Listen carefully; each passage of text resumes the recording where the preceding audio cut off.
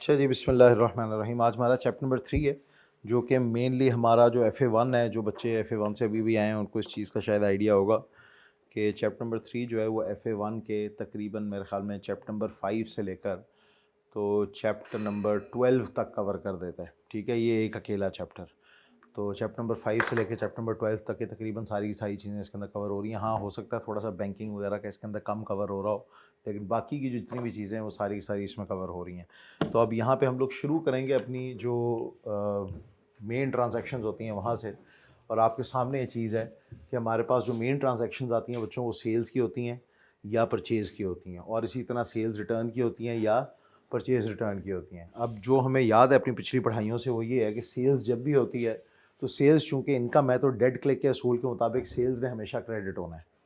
और जो आप अगर कैश ट्रांजैक्शन कर रहे हो तो कैश आपका बढ़ है वो डेबिट होगा, और अगर कैश ट्रांजैक्शन नहीं है तो रिसीवेबल जो है वो आपका डेबिट होगा। और इन केस इस वाली ट्रांजैक्शन के अंदर सेल्स टैक्स भी शामिल हो तो जिस वक्त हम सेल्स करते हैं तो हमें सेल्स टैक्स रिसीव होता है, और जिस वक्त हमें सेल्स टैक्स रिसीव होता है इसका मतलब ये है कि हम लोगों ने अब ये सेल्स टैक्स हुकूमत को अदा करना है, तो वो हमारे लिए लाइबिलिटी बन जाती है। क्या बन जाती है? तो जब लाइबिलिटी बच्चों इंक्रीज़ होती है तो वो भी क्रेडिट होती है, जिसका मतलब ये है कि हमने अपने कस्टमर से कैश कितना लेना होगा, जो कि सेल्स और सेल्स टैक्स लाइबिलिटी का मजमुआ होगा।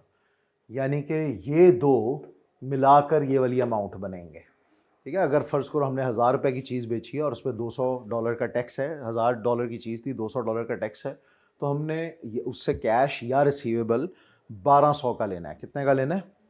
That is how it is suppose to be. अच्छा जी, अगली चीज़ जो है बच्चों, यहाँ पे हमारे पास सेल्स रिटर्न और रिटर्न इनवर्ड की बात है। ऑब्वियसली अगर यही चीज़ रिवर्स हो जाए, यानी कि कोई वो चीज़ें हमें वापस कर दे, क्या कर दे? वापस करते हैं। हम इसको रिटर्न इनवर्ड क्यों कहते हैं? क्योंकि जो कस्टमर है वो हमें चीज़ें वापस कर रहा होगा तो हमारी ऑर्गेनाइजेशन में अंदर आ रही हैं चीज़ें, ठीक है ना, वो रिटर्न हो रहा है इनवर्ड। तो जब वापस आ रही होती हैं चीज़ें, इसका मतलब है जो जाहिर बात है पहले बाहर गई थी यानी कि सेल हुई थी वो चीज़ वापस आ रही है। तो यहाँ पे ये वाली जो ट्रांजैक्शन है बच्चों, ये बिल्कुल उलट हो जाती है। यानी कि अब सेल्स जो है या सेल्स रिटर्न जो है वो बेसिकली क्या होगी? डेबिट होगी, क्योंकि पहले जब सेल्स बढ़ रही थी वो क्रेडिट हो रही थी, अब कम हो रही हैं वो डेबिट हो रही हैं। इसी तरह पहले हमारी लाइबिलिटी बढ़ रही थी, अब वो लाइबिलिटी ख़त्म हो गई है क्योंकि हमारी सेल्स ही ख़त्म हो गई है, तो हमने सेल्स टैक्स क्या देना है, वो भी डेबिट हो जाएगी। ये मैंने इसलिए स्टार लगाया हुआ है कि ये ऑप्शनल है, इन केस वहाँ पे सेल्स टैक्स अप्लाई होता है या नहीं। अगर तो होता है तो फिर तो ये भी बच्चों, जहाँ पे यहाँ पे लाइबिलिटी बढ़ गई थी यहाँ पे ख़त्म हो जाएगी, रिटर्न हो गई है हमारी सेल। और कैश जो है या रिसीवेबल्स हमारे कम हो जाएंगे, हमें कैश वापस करना पड़ेगा उसको अगर हम लोगों ने कैश ट्रांजैक्शन की थी, और या फिर अगर वो रिसीवेबल था, क्रेडिट ट्रांजैक्शन थी, तो हम रिसीवेबल भी ख़त्म कर देंगे क्योंकि अब हमने उससे मज़ीद पैसे नहीं लेने। इसी तरह जब भी बच्चों हम लोग परचेज़ करते हैं तो अमूमी तौर पर एंट्री होती है कि परचेजेस जो हैं वो डेबिट होती हैं, क्योंकि इससे हमारी इन्वेंट्री बढ़ रही होती है, एसेट बढ़ रहा होता है, या आप ये भी कह सकते हो कि एक्सपेंस हो रहा होता है। ठीक है, और कैश हमारा कम हो रहा होता है, या पेएबल्स हमारी लाइबिलिटी बढ़ रही होती है तो वो क्रेडिट होता है। हाँ, इन केस अगर हम लोगों ने इसके अंदर सेल्स टैक्स भी पे किया है तो ये सेल्स टैक्स बच्चों हमने हुकूमत से वापस लेना है। क्या करना है? तो जो चीज़ हमने लेनी होती है वो हमारा एसेट होता है, और या हम ये भी कह सकते हैं हमारी लाइबिलिटी कम हो रही होती है। क्या कम हो रही होती है? हाँ, तो हमने वो टैक्स अगर लेना है, सेल्स टैक्स लाइबिलिटी अब हमारी डेबिट हो जाएगी। ठीक है, तो बेसिकली अब ये लाइबिलिटी की बजाय एसेट बनना शुरू हो जाएगा, तो हम लोगों ने उससे वापस लेना होगा, तो जब एसेट बनता है तो वो डेबिट होता है। अच्छा, इसी तरह बच्चों अगर हम लोग अपनी यही रिटर्न ये परचेज़ को रिटर्न कर दें, इसको हम रिटर्न आउटवर्ड भी कहते हैं, जो चीज़ें हम लेके आए थे पहले उसको अब हम लोग वापस बाहर निकाल रहे हैं, वापस कर रहे हैं, तो यहाँ पे ऑब्वियसली हमें हमारा कैश वापस मिल जाएगा। क्या हो जाएगा? और अगर कैश ट्रांजैक्शन नहीं थी, हमारी लाइबिलिटी थी, तो वो लाइबिलिटी ख़त्म हो जाएगी, पेएबल्स। सेकेंडली, जहाँ पे परचेजेस बढ़ रही थी वो परचेजेस ऑब्वियसली ख़त्म हो जाएंगी, क्रेडिट हो जाएंगी। और जो हम लोगों ने सेल्स टैक्स अब हुकूमत से लेना था वो अब वो एसेट ख़त्म हो जाएगा, तो जब एसेट ख़त्म होता है या लाइबिलिटी बढ़ती है तो वो क्रेडिट होता है। इस तरह से बच्चों ये चीज़ सारी सारी चल रही है। अब यहाँ पे जो अगली चीज़ हम लोग पढ़ते होते थे बच्चों, वो ट्रेड डिस्काउंट्स थे और अर्ली सेटलमेंट डिस्काउंट्स थे। अब ट्रेड डिस्काउंट क्या चीज़ थी? हम लोग कहते थे कि कुछ ना कुछ चीज़ें होती हैं जिनका जहन में रखना ज़रूरी है। सबसे पहली चीज़ होती है बच्चों लिस्ट प्राइस। क्या होती है? परचेज रिटर्न, हाँ जी हाँ जी, सॉरी सॉरी, ये रिटर्न आउटवर्ड है, ये मैंने, थैंक यू आपने बता दिया मुझे। आउटवर्ड, वो इतना पतला है। हाँ जी, क्या चीज़? हाँ, ये तो आउटवर्ड कुछ समझ ही कुछ नहीं आ रहा क्या है यार, ये इतना पतला मार्कर है ऐसे।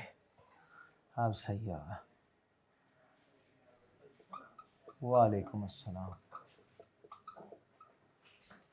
कुछ बेहतर हुआ है। अच्छा जी, लिस्ट प्राइस जो है बच्चों, हर उस प्राइस को कहा जाता है जो कि असल में मेन कैटलॉग के अंदर लिखी होती है। जो आपकी जो प्राइस लिस्ट होती है उसमें उसकी मेन प्राइस लिखी होती है, उसको हम लिस्ट प्राइस कहते हैं। तो इसको हम लोग दूसरे इसके अंदर फुल प्राइस भी कह सकते हैं। क्या कह सकते हैं? लिस्ट प्राइस जो है वो फुल पब्लिश्ड प्राइस, जो कई दफ़ा पब्लिश भी की होती है। अच्छा, लिस्ट प्राइस जो है उस पर वो बेसिकली हमें वो चीज़ प्रमोट करता है या पिच करता है, और हम उससे ख़रीदने के लिए जब जाते हैं तो हम उससे निगोशिएट करते हैं। क्या करते हैं? अगर हम लोग निगोशिएट करें और वो हमें उसके ऊपर कोई ना कोई छूट दे दे, उसको हम कहते हैं ट्रेड डिस्काउंट। क्या कहते हैं? हाँ, जो ख़रीदने या बेचते वक्त हमारी निगोशिएशन हुई है, चाहे वो सेल ट्रांजैक्शन है बच्चों, चाहे वो दूसरी purchase transaction, it doesn't matter. अगर हम लोगों ने कोई चीज़ निगोशिएट की है तो उसको हम कहते हैं ट्रेड डिस्काउंट। क्या कहते हैं?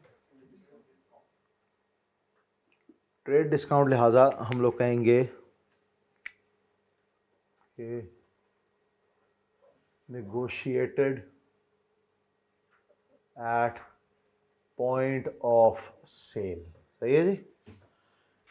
ट्रेड डिस्काउंट जिस वक्त बच्चों हम लोग नेगोशिएट कर लेते हैं तो हमारे पास जो एंड पे चीज़ बचती है ना, उसको हम लोग कहते हैं फाइनल अमाउंट। क्या कहते हैं? यहाँ पे आती है फाइनल अमाउंट।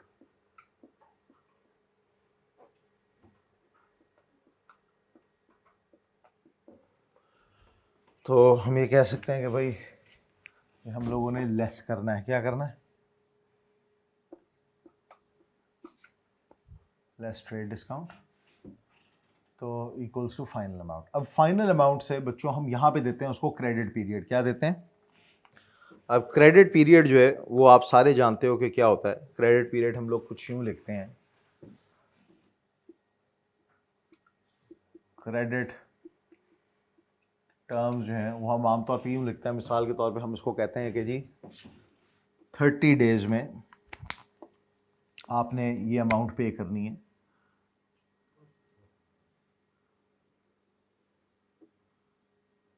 थर्टी डेज़ में अगर अमाउंट पे करनी है तो हम इसको यूँ लिखते हैं नेट 30। ठीक है, फाइनल अमाउंट हम लोगों ने 30 डेज़ में पे करनी है। लेकिन हम उसको कहते हैं कि अगर आप ये अमाउंट 10 दिनों में पे कर दो तो हम आपको फ़र्ज़ करो मज़ीद 5% का डिस्काउंट दे देंगे। ठीक है जी। तो अगर तो 30 डेज़ में पे करता है तो फिर तो बच्चों उसको ये वाली अमाउंट पे करनी है, और अगर वो इतने डेज़ में पे करता है तो फिर उसको दिस अमाउंट, ठीक है ना, दिस अमाउंट लेस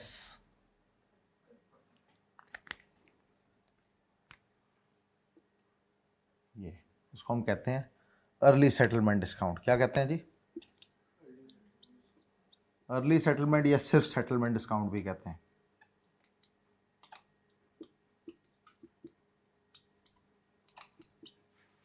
ये है। अच्छा जी, तो यहाँ पे आके आपकी निकलती है अमाउंट जिसको हम लोग कहते हैं अमाउंट आफ्टर सेटलमेंट डिस्काउंट। अब ये जो है ना, ये प्रॉब्लमेटिक है। ये प्रॉब्लमेटिक इसलिए है क्योंकि हम लोगों ने इसका अंदाज़ा लगाना होता है to be assumed according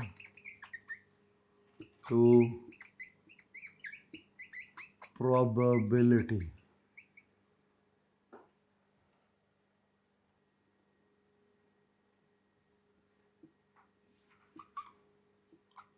at point of sale।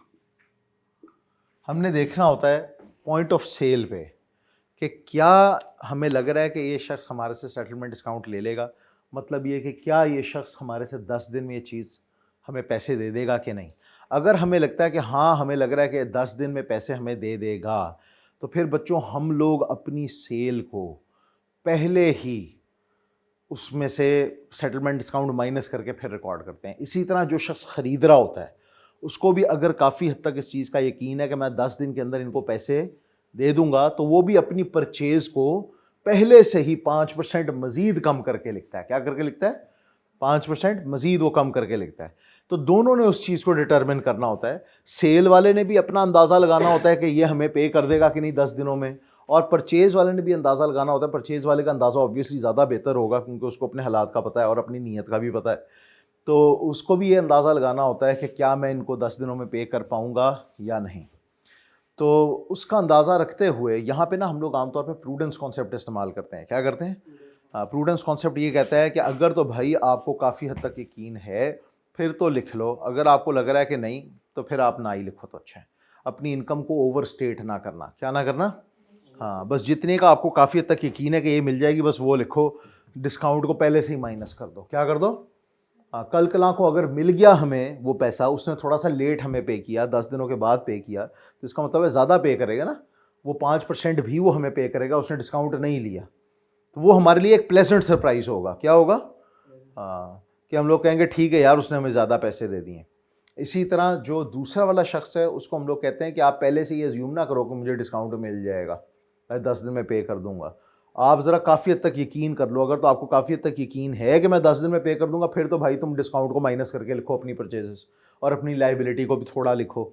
लेकिन अगर तुम्हें ज़रा सा भी ये लग रहा है कि नहीं भाई मैं नहीं पे कर पाऊंगा, तो अभी से पहले से डिस्काउंट माइनस मत करो। अपनी लाइबिलिटी को और परचेजेस को फुल अमाउंट पे लिखो। किस पे लिखो? फुल अमाउंट पे। जो यहाँ तक बच्चों अभी तक जो पक्का हुआ है ना डिस्काउंट, वो ये है, ट्रेड डिस्काउंट पक्का है।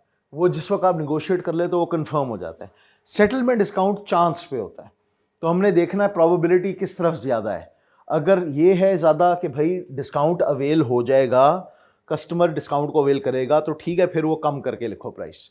और अगर ये चांस ज़्यादा है कि नहीं भाई, या 50-50 आप कह लो कि पता नहीं लेता है कि नहीं लेता है चांस, तो बेहतर है कि आप उसका डिस्काउंट माइनस ना करो। सही है जी। तो अब हम लोग यहाँ पे ज़रा इसकी कुछ ट्रांजैक्शंस लिखते हैं। चांसेस ये हैं, क्या क्या चांसेस हैं? चांस ये है, चार तरह की सिचुएशंस हो सकती हैं। पहली सिचुएशन है कि एट पॉइंट ऑफ सेल और लेटर, या एक्चुअल हम इसको कहेंगे। देखो ये आपने दोनों चीज़ों को देखना है। पॉइंट ऑफ सेल पे हमें क्या चांस लग रहा था, पॉइंट ऑफ सेल पे हमें क्या चांस लग रहा था कि क्या होगा, और असल में बाद में क्या हुआ। तो जो सबसे ज़्यादा आप समझ लो कि आइडियल सिचुएशन है वो ये है कि पॉइंट ऑफ सेल पे हम लोगों ने जो अंदाज़ा लगाया वही अंदाज़ा बाद में पूरा हो गया। अब अंदाजे दो तरह के हो सकते हैं। पहला अंदाज़ा ये हो सकता है कि विल टेक डिस्काउंट। क्या हो सकता है? Will take discount. और लेटर एक्चुअल में भी यही हुआ कि टुक डिस्काउंट। दूसरा केस ये हो सकता है बच्चों कि हमने अंदाज़ा लगाया कि will take discount,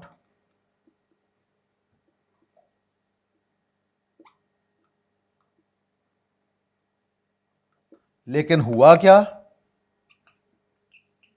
did not take discount. हमारा अंदाज़ा गलत हो गया। क्या हो गया? हमारा अंदाज़ा, अगर अंदाज़ा गलत हो जाए ना बच्चों, जहाँ जहाँ पे मैं रेड में लिखूंगा, इस वाले केस में हमें एडजस्टमेंट की ज़रूरत होगी। किसकी ज़रूरत होगी? एडजस्टमेंट की। फिर बच्चों अगली दफ़ा ये केस होता है कि हम लोग कहते हैं कि जी सॉरी, बल्कि मैं इन दो को तो ब्लैक में लिखता हूँ।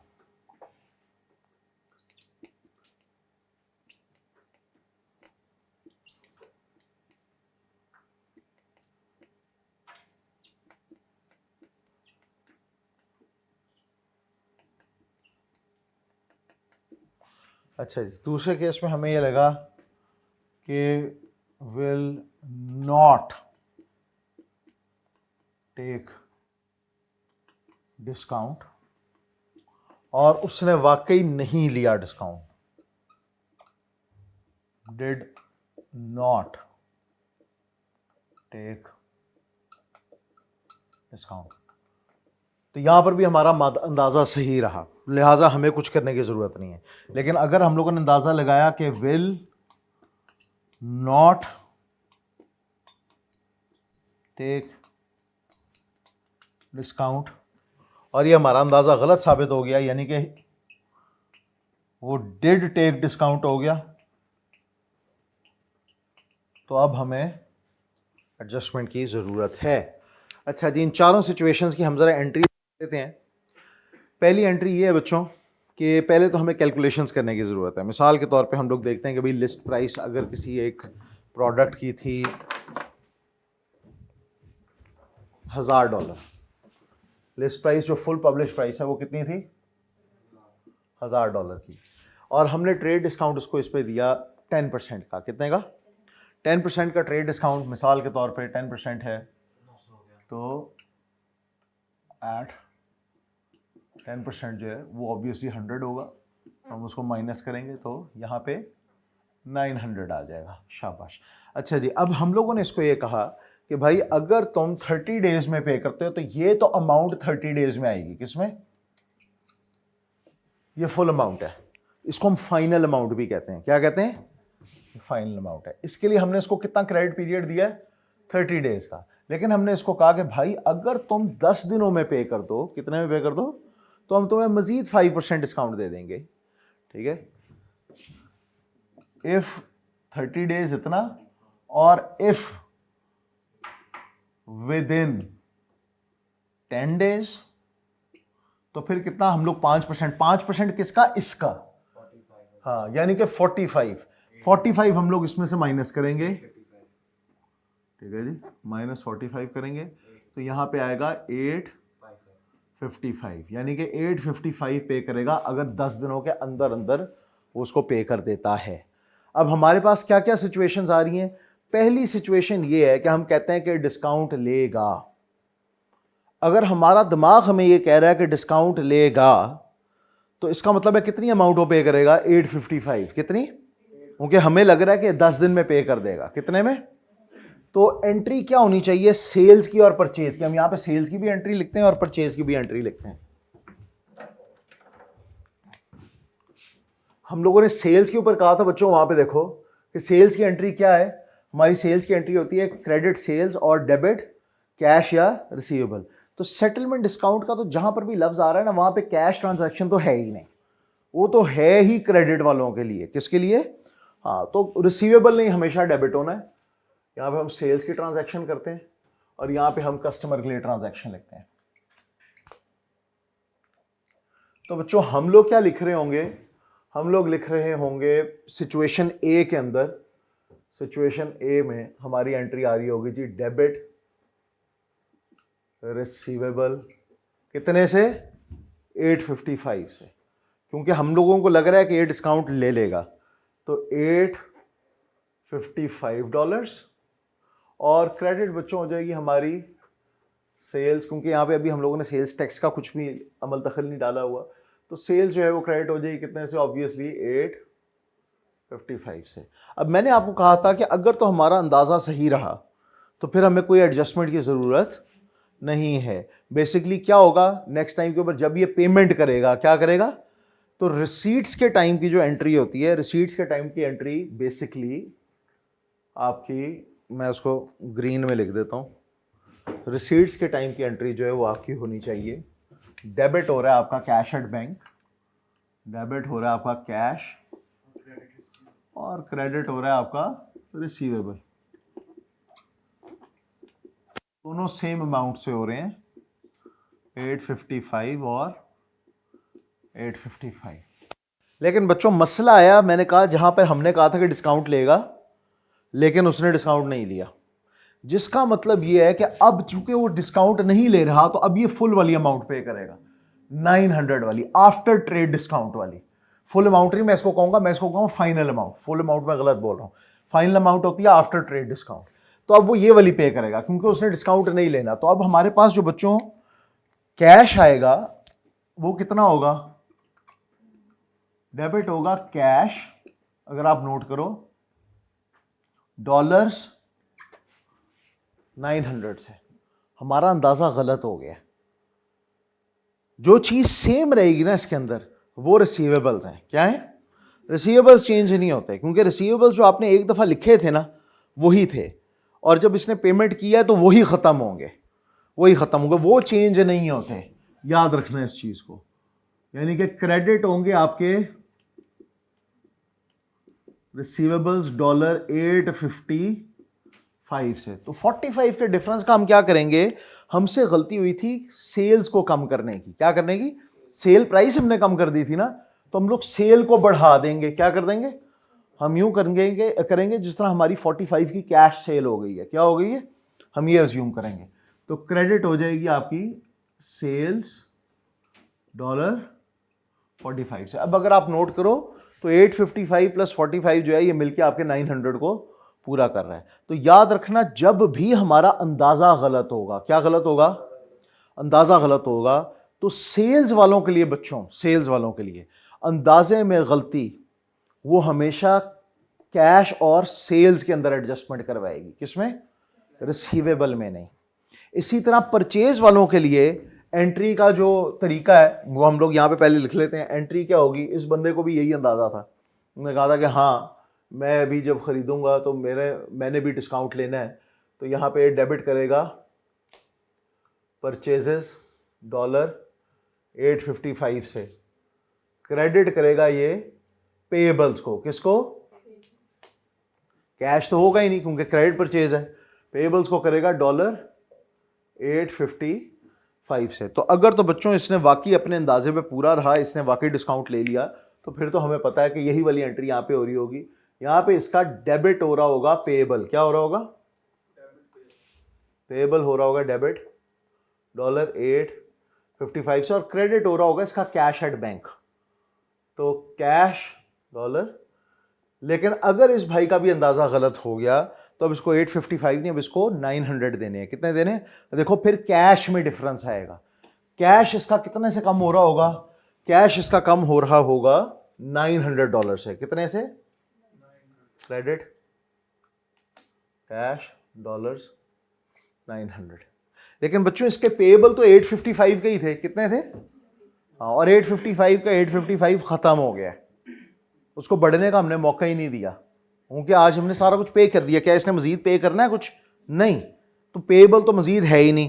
तो टोटल इसका पेएबल का जो डेबिट होगा, क्या होगा? डेबिट पेएबल होगा $855 से। मैंने आपको कहा था कि ये अंदाज़ा लगाता था कि मेरे से सेल का अंदाज़ा गलत हुआ था, तो ये सेल को बढ़ाया था। इसने यही अंदाज़ा लगाया था कि मेरे से परचेज का अंदाज़ा गलत हो गया था। तो अगर इसने सेल 45 से बढ़ाई है तो मेरी क्या बढ़ जाएगी? परचेज 45 से बढ़ जाएगी। ये कहेगा भाई मेरी परचेज जो थी वो मैंने गलती से कम लिख दी थी, तो मैं उसको कर दूंगा डेबिट परचेजेस $45 से। आपकी डेबिट और क्रेडिट साइड क्या हो गई है? सेम हो गई है। अच्छा जी, ये तो सिचुएशन ए है। सिचुएशन बी ये है, ये सिचुएशन ए है, ठीक है जी। ये जो है ये सिचुएशन ए है, और ये जो है बच्चों ये सिचुएशन बी है।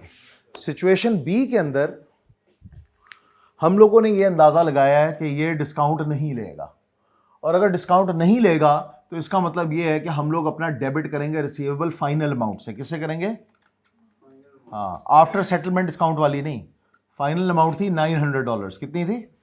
आफ्टर ट्रेड डिस्काउंट वाली अमाउंट $900 थी। और क्रेडिट ऑब्वियसली हमारी सेल होगी। और अगर तो बच्चों हमारा अंदाज़ा सही रहा तो फिर ऑब्वियसली कुछ अरसे के बाद वो हमें पैसे जो है, यानी कि अगर उसने 10 दिन के बाद ही दिया, हमारा अंदाज़ा यही था ना ये डिस्काउंट नहीं लेगा, 10 दिन के बाद पेमेंट करेगा, तो डेबिट हो जाएगा हमारा कैश एट बैंक। कितने से? $900 से। और क्रेडिट हो जाएगा बच्चों हमारा रिसीवेबल $900 से। मसला फिर वहीं पे आना है, अगर हमारा अंदाज़ा सही ना हो। अंदाज़ा सही नहीं हुआ, उसने डिस्काउंट ले लिया, क्या किया? 10 दिन से पहले उसने पैसे दे दिए, तो अगर वो 10 दिन से पहले पैसे दे देगा तो अब उसने इतने देने हैं। हमने तो अपने दिमाग में रखा हुआ था कि हमें उससे रिसीव होंगे 900, लेकिन हमें कितने बच्चों रिसीव हुए? कैश कितने से आया हमारे पास? 855 से, 855 से। अच्छा, रिसीवेबल हमारे पास कितना लिखा हुआ था? 900। क्या इसने हमें मजीद पैसे देने हैं? नहीं, खत्म हो गया पूरे का पूरा 900। मैंने आपको कहा था रिसीवेबल पेएबल का पंगा नहीं पड़ेगा, ठीक है। तो रिसीवेबल बच्चों आप लोगों का, अगर आप इसमें नोट करो, रिसीवेबल आपका पूरे का पूरा 900 से ही कम होगा, ठीक है। डॉलर 900 ही से क्रेडिट होगा। तो मसला क्या हुआ है, हमने सेल ज्यादा लिख ली थी। क्या कर ली थी? सेल ज्यादा लिख ली। हमें लगा था कि 900 की ही हमारी चीज बिकी है, जबकि उसने बेसिकली डिस्काउंट ले लिया था। तो सेल को कम करने की जरूरत है। तो सेल कम होती है तो डेबिट होती है। क्या होती है? हाँ जी, वो एक तरह की सेल रिटर्न हो जाती है। क्या हो जाती है? रेट्स। हाँ जी, ये डिस्काउंट्स गिवन होते हैं, ठीक है। डिस्काउंट अलाउड भी कह सकते हो, डिस्काउंट गिवन भी कह सकते हो।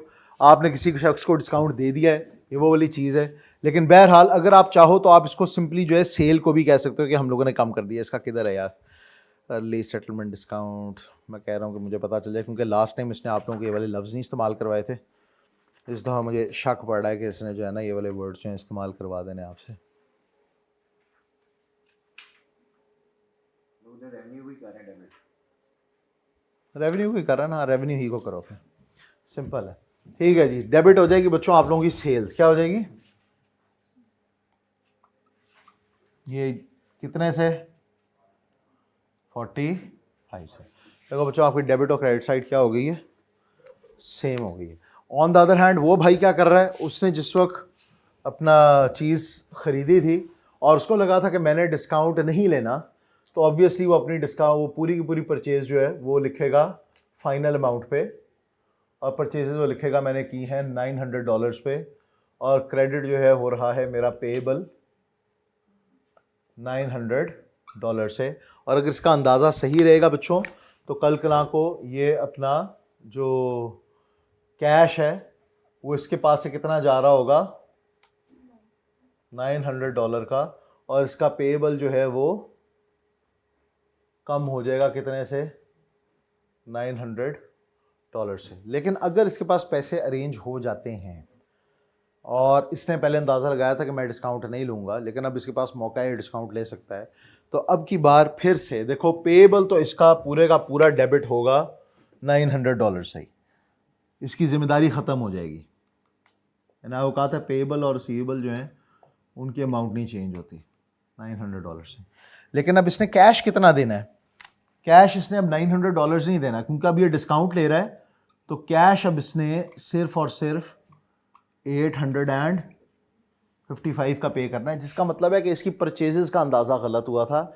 इसकी परचेजेस इसने 45 से ज़्यादा लिख दी थी, उसको हम 45 से कम करेंगे। परचेज बढ़ती है तो डेबिट होती है, कम होती है तो क्रेडिट होती है, तो हम इसको कहेंगे purchases $45। This is how it is. ठीक है बच्चों, चलें जी। ओह, किधर है? अब इसके अंदर इसने एक और एंट्री आप लोगों को बताइए। हम लोगों ने सेल परचेज की ना काफ़ी हद तक अभी एंट्रीज कर ली हैं, टैक्स की रह गई है। टैक्स को हम लोग देख लेते हैं। अब टैक्स के अंदर बच्चों क्या मसला है? टैक्स के अंदर यहाँ पे इसने टैक्स लिखा हुआ है, आगे इस वाले चैप्टर में है टैक्स, है अल्हम्दुलिल्लाह, ठीक है। टैक्स तकरीबन आखिरी चीज़ है। अच्छा, ये सेल्स टैक्स के अंदर बच्चों को क्या कहता है? सेल्स टैक्स में हम लोग हमेशा ये चीज़ पढ़ते थे, जिस तरह नाम है उसी के मुताबिक आप लोगों ने उसके काम को भी जहन में रखना है। टैक्स हमेशा सेल्स पे होता है। किस पे होता है? सेल्स पे होता है। सेल होगी तो टैक्स होगा। लेकिन आप ये चीज़ नोट करो, मैंने वहाँ पे एंट्रीज में परचेजेस के अंदर भी टैक्स को लिखा हुआ है। इसका मतलब ये, जब आप कोई चीज़ ख़रीदने जा रहे हो तो आप टैक्स पे कर रहे हो। क्या कर रहे हो? जब आप कोई चीज़ बेचने जा रहे हो तो आप टैक्स कलेक्ट कर रहे हो। क्या कर रहे हो? हाँ। लेकिन जिस वक्त मैंने आपको कहा था कि टैक्स जो है वो कोई आम बंदा अपने पास नहीं रख सकता। जब भी आपने किसी से टैक्स लिया है वो आपने हुकूमत को देना है। किसको देना है? जिसका मतलब ये है, जब हम सेल्स करते हैं तो हम लोग लोगों से टैक्स लेते हैं, विच मीन्स कि हमारी लाइबिलिटी बढ़ जाती है। क्या बढ़ जाती है? हाँ, क्योंकि अब हमने ये टैक्स हुकूमत को पे करना है। अगर हम लोगों ने लोगों से टैक्स ना लिया होता तो हमने लोगों को अपना हुकूमत को पे भी ना करना होता। And on the other hand जिस वक्त हम लोग चीज़ें खरीदते हैं क्या करते हैं, तो हम लोग टैक्स पहले ही पे कर चुके होते हैं। ये टैक्स चूंकि हमने सेल्स नहीं की थी, क्या नहीं की थी, मैंने कहा था टैक्स तो सेल्स पे पड़ना है, सेल्स तो हमने की कोई नहीं है, तो जब हमने सेल्स नहीं की थी तो ये टैक्स हम लोगों ने हुकूमत से वापस लेना है। वो कहेंगे भाई वापस दो। ये हमारा मेन कॉन्सेप्ट है, जिसका मतलब ये है कि जिस वक्त हम लोगों ने परचेज की होती है, क्या की होती है, और हमने टैक्स पे किया होता है, ये टैक्स हम लोगों ने वापस लेना होता है। इसको हम कहते हैं इनपुट टैक्स। क्या कहते हैं, ये टैक्स वापस आएगा, हमारे पास आएगा। अच्छा, और जिस वक्त हम लोग सेल्स करते हैं, हम लोगों ने लोगों से टैक्स लिया होता है, ये टैक्स हम लोगों ने हुकूमत को देना होता है, इसको हम कहते हैं आउटपुट टैक्स। ठीक है, ये अभी हमारे पास से जाना है। तो हम लोग इसका एक बैलेंस ऑफ नेट ऑफ करके मामला, अगर जो भी डिफरेंस होता है वो हम हुकूमत से या ले लेते हैं या उनको अदा कर देते हैं, क्योंकि बहरहाल हम लोगों ने हुकूमत ही से पैसे लेने और हुकूमत ही को पैसे देने हैं। तो हम लोग कहते हैं कि बजाय इसके कि हम लोग पहले आपको सारे सारे पैसे पे करें और फिर आप लोग हमें पैसे पे करें, हम पैसे ही उतने पे करेंगे जितने देने बनते हैं, या आप लोग हमें पैसे ही उतने पे करो जितने आपकी तरफ से हमारा क्लेम बनता है। दैट इज़ इट, उसको नेट ऑफ करना कहते हैं, या आप लोग सारे के सारे जानते हो। अच्छा, उस केस में कुछ चीज़ें हैं कि टैक्स की कैलकुलेशन किस तरह से होती है। टैक्स की कैलकुलेशन के बच्चों याद रखो, एक सेट परसेंटेज है उसको हम कहते हैं टैक्स का रेट। टैक्स के 2-3 तरह के रेट्स हो सकते हैं, और जौन सा मर्जी रेट हो, it does not really make a difference on the calculation. Calculation का प्रोसेस वही रहता है। रेट्स के अंदर एक होता है एग्जेम्प्ट, एक होता है ज़ीरो रेटेड, एक होता है रिड्यूस्ड रेट, और एक होता है स्टैंडर्ड रेट। ये मैं आपको ज़रा समझा देता हूँ कि इनमें फ़र्क क्या है। मैंने आपको कहा था कि टैक्स बच्चों पड़ेगा किस पे, टैक्स पड़ेगा सेल्स पे। अब अगर मैं कोई एग्जेम्प्ट चीज़ ख़रीद और बेच रहा हूँ तो इस पे बच्चों सेल्स टैक्स की कैलकुलेशन होगी ही नहीं, ना इनपुट पे और ना ही आउटपुट पे। एग्जेम्प्ट चीज़ है बच्चों। लेकिन कुछ चीज़ें होती हैं उनको हम कहते हैं ज़ीरो रेटेड। क्या कहते हैं, ज़ीरो रेटेड के अंदर जिस वक्त मैं चीज़ ख़रीदता हूँ उस वक्त कई दफ़ा मैंने टैक्स पे किया होता है। क्या किया होता है, हाँ, टैक्स पे किया होता है। जिस वक्त मैं बेचता हूँ ना, हुकूमत कहती है कि इसके ऊपर इस चीज़ को सेल करने पे ज़ीरो रेट है। क्या है, इसको हम एग्जेम्प्ट नहीं कहते। इसको एग्जेम्प्ट क्यों नहीं कहते, इसको एग्जेम्प्ट इसलिए नहीं कहते क्योंकि जिस वक्त मैंने परचेज़ किया होता है ना, तब मैंने इसको टैक्स पे किया होता है, और जब मैंने परचेज़ किया है और उस पर मैंने टैक्स पे किया है तो वो टैक्स मैं हुकूमत से क्लेम कर सकता हूँ। क्या कर सकता हूँ, क्लेम कर सकता हूँ। इसका मतलब ये है कि ठीक है, मैं तो आवाम से टैक्स नहीं लूँगा, मैंने हुकूमत को कुछ नहीं पे करना, लेकिन मुझे एक बेनिफिट ये मिल रहा है कि इसको मैं पीछे से क्लेम कर सकता हूँ। कभी कभार चीज़ की शक्ल तब्दील हो जाती है बच्चों। क्या हो जाती है, मिसाल के तौर पे अगर मैंने पीछे से कोई चीज़ ख़रीदी है, रॉ मटेरियल ख़रीदा है, और उस वक्त उसकी हैयत कोई और थी और उस पर हुकूमत ने टैक्स नहीं लगाया हुआ था, उस वाले मामले के अंदर वो जो है वो ज़ीरो रेटेड थी या एग्जेम्प्ट थी। लेकिन जिस वक्त मैंने आगे उसको बेचा तो उस पर टैक्स लग गया। ये भी हो सकता है, शक्ल ही तब्दील हो जाती है। हुकूमत कहती है इस चीज़ के ऊपर टैक्स लगेगा, इस चीज़ पे नहीं लगेगा। मिसाल के तौर पे वो कहते हैं जी कॉटन पे टैक्स नहीं है, कपड़े पे है। तो मैंने जब कॉटन ख़रीदा तो मैंने कोई टैक्स नहीं पे किया, लेकिन जब मैं कपड़ा बेचूंगा बनाकर, उस पर ये कहते हैं ये आपने वैल्यू ऐड कर दी है। क्या कर दी है, हाँ, इसीलिए इसका एक दूसरा नाम सेल्स टैक्स का वैल्यू एडेड टैक्स भी है। क्या है, आपने, मैं कॉटन तो नहीं पहन सकता लेकिन कपड़ा मैं पहन सकता हूँ। मैं एज जुहेब राशिद कॉटन शायद ख़रीदने के लिए कभी भी तैयार ना हो, तो मेरा क्या काम है कॉटन के साथ। ज़्यादा से ज़्यादा कोई एक आध गोला कॉटन का पड़ा होगा कोई ज़ख्मों शख्मों के लिए, बस। उसके अलावा मैंने क्यों रखना है, कॉटन का मेरे साथ क्या ताल्लुक़ है। और इसी तरह अगर हम धागे की बात करते हैं तो चलो धागा फिर भी कॉटन की निस्बत ज़्यादा वैल्यू है, उसके अंदर वैल्यू ऐड हो गई है, उसको हम लोगों ने यार्न के अंदर तब्दील किया, धागे में तब्दील किया, उससे हम लोग कई और तरह के काम कर सकते हैं, सी से ला भी सकते हैं। लेकिन मैं एज एन इंडिविजुअल बहुत ज़्यादा धागा नहीं ख़रीदूँगा। अलबत्ता स्पिनिंग मिल्स वाले जो धागा बनाते हैं वो कॉटन को ज़रूर ख़रीदेंगे, और कपड़ा जो बनाते हैं वो धागे को ज़रूर ख़रीदेंगे। उन्होंने कपड़े से कपड़ा बनाना ही धागे से। तो ये वैल्यू ऐड होती चली जा रही है। इसलिए करते करते करते करते कपड़ा, उसके अंदर फिर मज़ीद वैल्यू ऐड होगी, उसको हम लोग डाइंग प्रिंटिंग वगैरह करवाएंगे, एम्ब्रॉयडरी वगैरह करवाएंगे, कटिंग स्टिचिंग वगैरह होगी। ये हर स्टेज पे उसकी वैल्यू ऐड हो रही है। क्या हो रही है, जिसकी वजह से अवाम इसके लिए ज़्यादा पैसा पे करने के लिए तैयार है। और अवाम जिस चीज़ के लिए ज़्यादा पैसा पे करने के लिए तैयार होती है ना, उसको हम कहते हैं कि इसके अंदर वैल्यू ऐड होगी, और उस पर हुकूमत टैक्स लगाती है। क्या करती है, तो कुछ चीज़ें ऐसी हैं कि हुकूमत कहती है ये तो बाय नेचर है। क्या है, कहते हैं खैर है, इस पर टैक्स नहीं लगाना। जो जिसमें ह्यूमन एफर्ट डली हुई है, ठीक है ना, उसके ऊपर हम लोग क्या करेंगे, टैक्स लगा देंगे।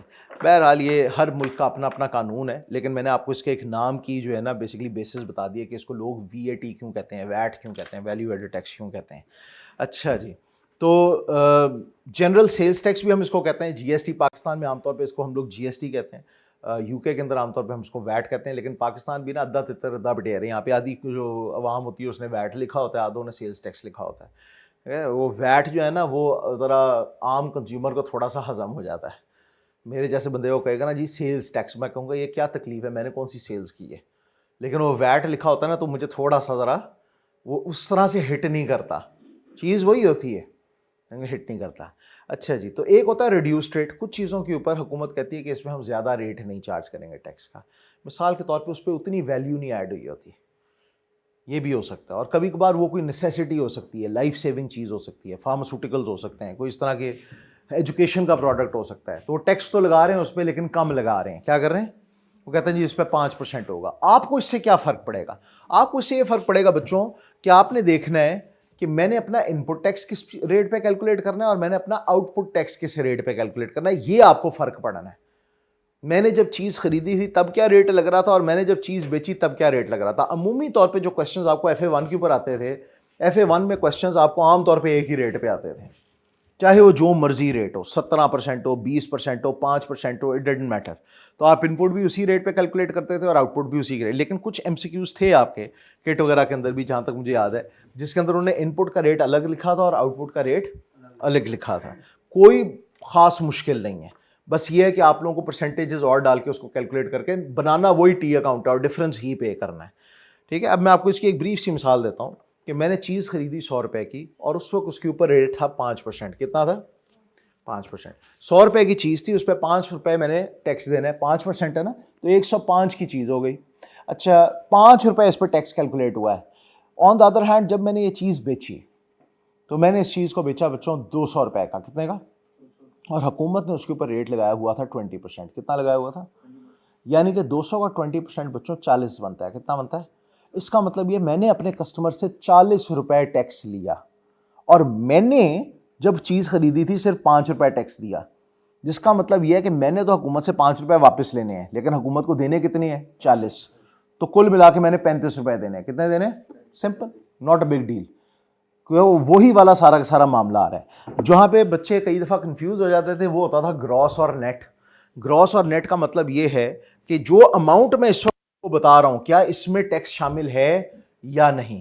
क्वेश्चंस मुख्तलिफ तरह से आ सकते हैं, मुख्तलिफ तरह की वर्डिंग्स। अभी कल परसों भी मेरे सामने एक नई तरह की वर्डिंग आई थी जिसका मतलब यही था कि इसमें टैक्स शामिल नहीं है।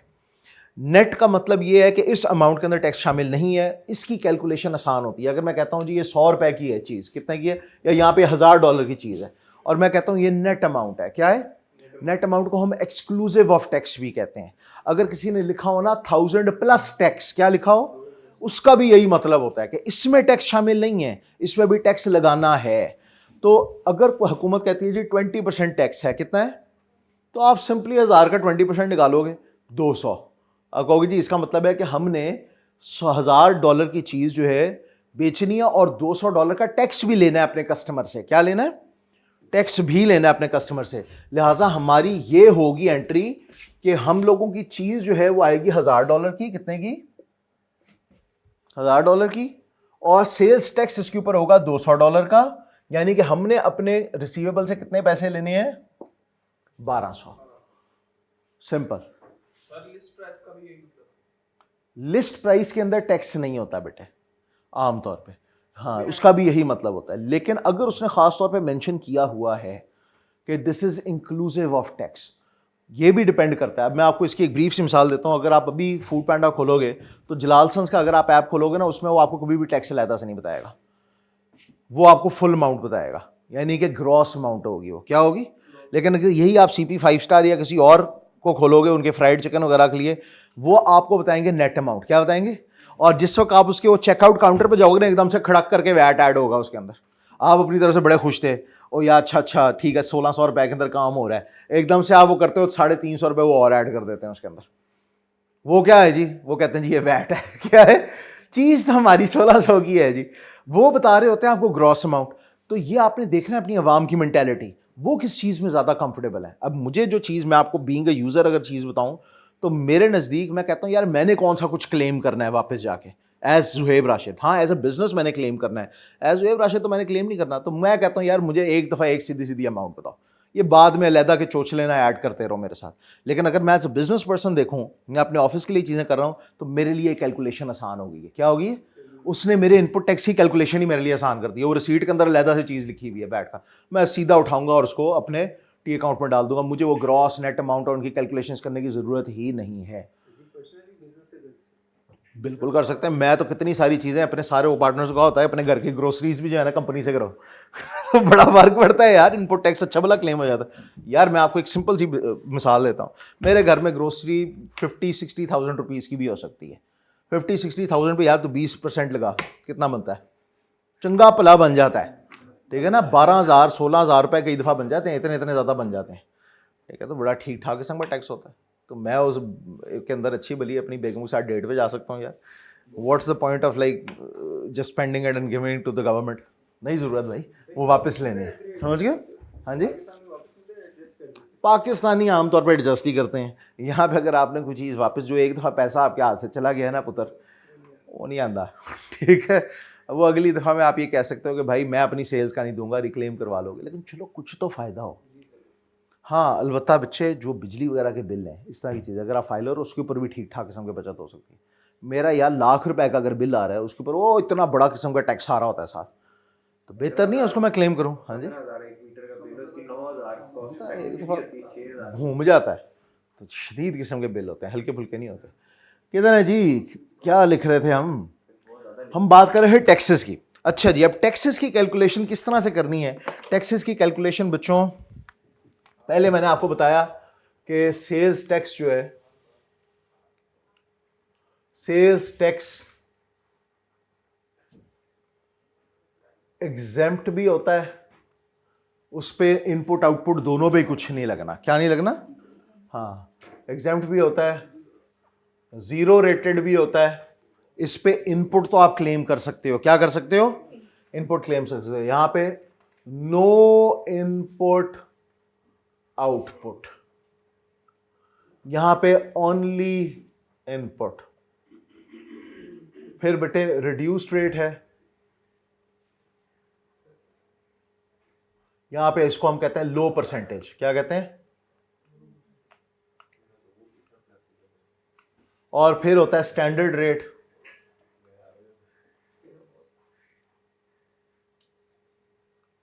इसको हम कहते हैं फुल रेट। बच्चों ये रेट्स आपको हमेशा दिए हुए होंगे एग्जाम में, क्योंकि हर मुल्क के अंदर टैक्सेशन जो है ना वो अलग है। टैक्स का पेपर नहीं है, ये अकाउंटिंग का पेपर है। तो अगर आप टैक्स का पेपर कर रहे होगे, जिस भी जुरिस्डिक्शन का करोगे, यूके का करोगे, पाकिस्तान का करोगे, तो फिर वहां पे you will be expected to learn the stuff. लेकिन यह है कि अकाउंटिंग के पेपर के अंदर आपको हमेशा ये चीज़ दी हुई होगी। इनफैक्ट टैक्स के पेपर के अंदर भी जो आपका पेपर का जो बिल्कुल शुरू वाले पेजेस होंगे ना, एक दो क्वेश्चन पेपर के, उसके अंदर आपको टैक्स रेट्स के पूरे अंबार दिए हुए होंगे उन्होंने। वो सारा वो याद करने की ऐसा ज़रूरत नहीं है, उसको इस्तेमाल करना आना चाहिए। असल चीज़ स्किल है। ये चीज़ें तो हर साल चेंज होती रहती हैं, रेट्स वगैरह। कभी नया बजट आया, कुछ ना कुछ और हो जाएगा, तो वो पेपर में दिया होगा, ठीक है।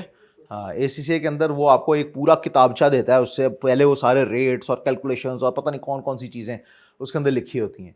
लेकिन बेटे वो एक शरीयत का नामा साथ लेके जाने की भी कोई फ़ायदा नहीं है जब तक आपको उसको इस्तेमाल नहीं करना आता। तो पहले उसको इस्तेमाल करना सीखना है, ताकि ये एक बोझ, रट्टा is not the real purpose. उसको समझ के उसको इस्तेमाल करना आना, that is the real purpose, ठीक है ना। बंदूक हम आपको प्रोवाइड करेंगे, चलानी आपको आनी चाहिए। हाँ जी, नहीं कैपलन नहीं देगा, एसीसीए देगा।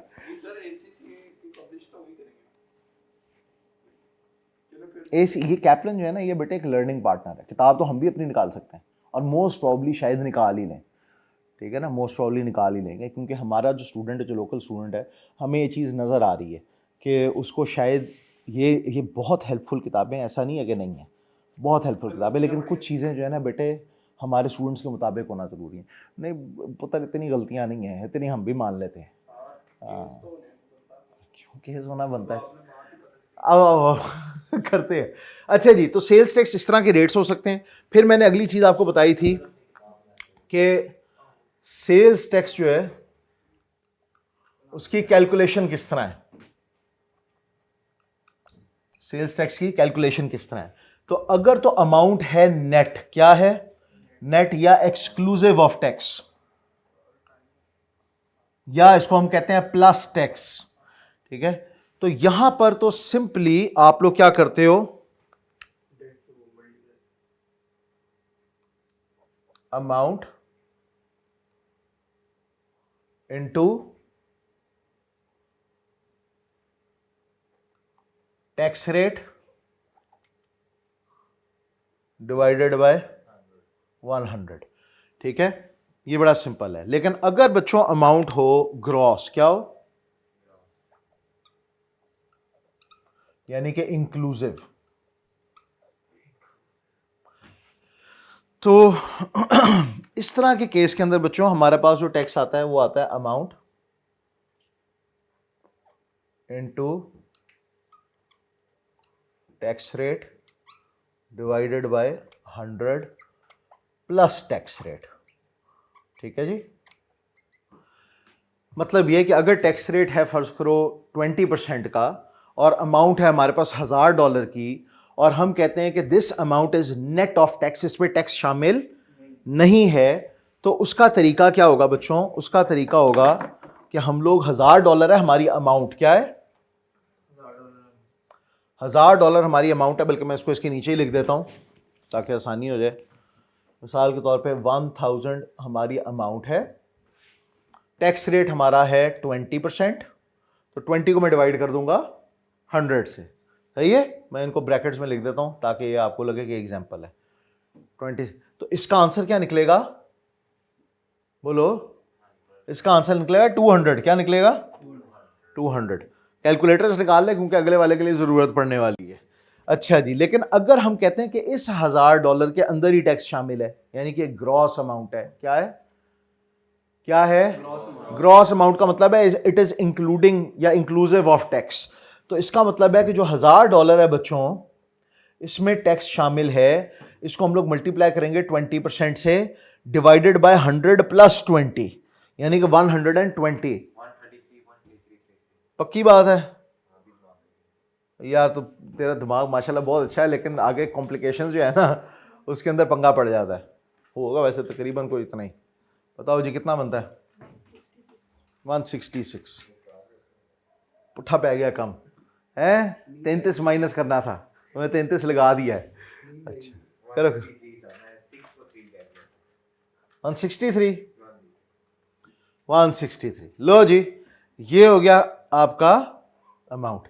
तो देखो ग्रॉस अगर उसमें पहले का टैक्स शामिल है तो इसका मतलब है कि ये जो है इसके अंदर टैक्स है, तो कैलकुलेशन फर्क हो जाती है। अब हम लोगों ने एंट्री क्या करनी है बेटे, एंट्री करनी है हम लोगों ने डेबिट रिसीवेबल या कैश, क्रेडिट सेल्स और क्रेडिट सेल्स टैक्स लायबिलिटी। तो सेल्स के केस के अंदर what we have to do is we have to separate these amounts. यहां पर हमें सेल्स की अमाउंट का पता है, तो हमारी एंट्री क्या बनेगी, हमारी एंट्री बनेगी बच्चे, यहां पे हम अपनी एंट्रीज लिखते हैं, हमारी एंट्री बनेगी, मैं ब्लू से लिखूं ब्लैक से लिखते हैं, यहां पे हमारी एंट्री बनेगी डेबिट